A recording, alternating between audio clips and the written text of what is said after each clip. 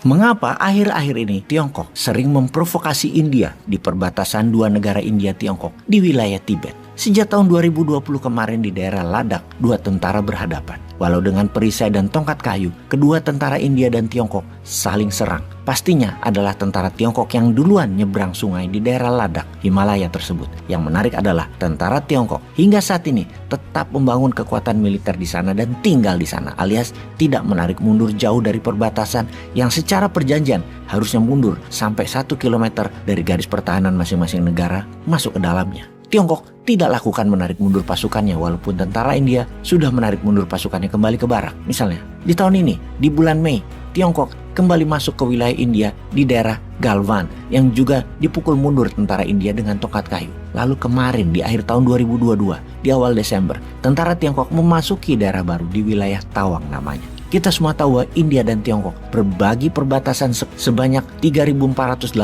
km di antara dua negara tersebut. Ada yang menarik dari sisi Amerika dalam konflik perbatasan India-Tiongkok baru-baru ini. Jelas-jelas Kementerian Luar Negeri Amerika, Menterinya Blinken, memberikan pernyataan resmi dengan menyebut India sebagai aliansinya Amerika, sekutunya Amerika.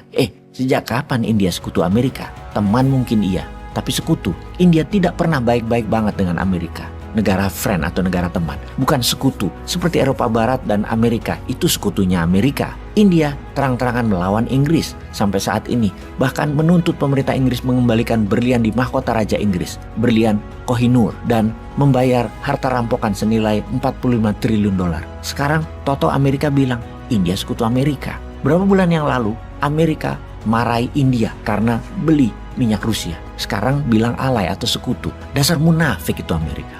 Oke deh, kita kembali ke pertanyaan awal. Mengapa Tiongkok memprovokasi India di perbatasan masuk ke wilayah India di Himalaya? Jawabannya adalah perang penguasaan atas air atau water war. Kita semua tahu wilayah Tibet adalah wilayah yang diambil paksa oleh Tiongkok di tahun 1949.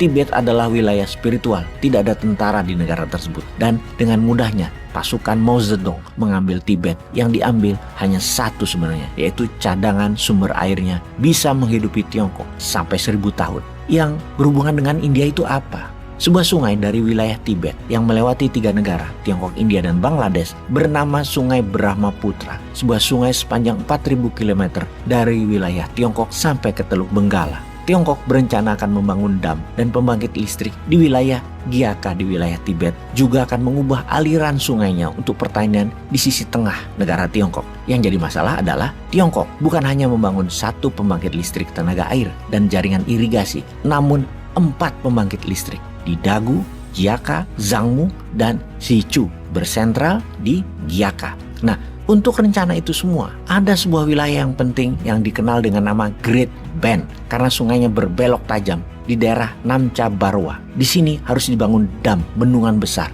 yang mana itu adalah wilayah India. Jreng-jreng, inilah wilayah yang diperebutkan dua belah pihak. Karena bagi India, ini adalah perang karena sungai Brahmaputra saat ini debitnya mulai menurun. Karena sebagian airnya diarahkan ke utara, ke tengah Tiongkok, dan listriknya untuk selatan dan tengah Tiongkok. Bukan hanya India yang kesal, Bangladesh mengalami masalah yang sama, dan ini bisa memicu perang di wilayah Himalaya tersebut karena ketiga negara, India, Tiongkok, dan Bangladesh, krisis air.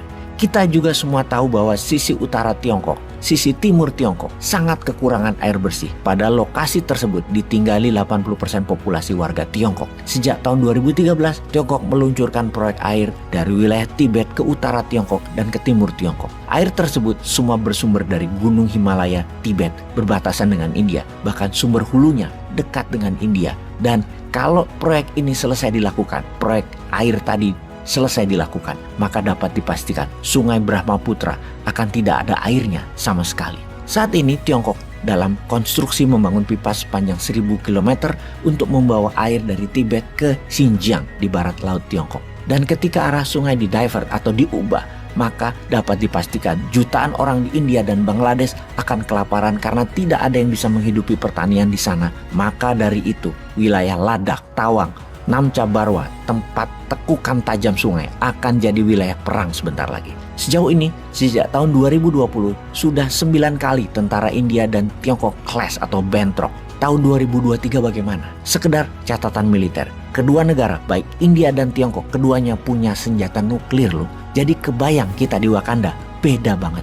Nggak punya nuklir, nggak pernah bisa memahami masalah negara lain yang sangat perlu air. Kita mah dibuang-buang airnya, nggak dihargai kebaikan Gusti Allah terhadap wilayahnya. Jadi sahabat semua, bagaimana pendapat sahabat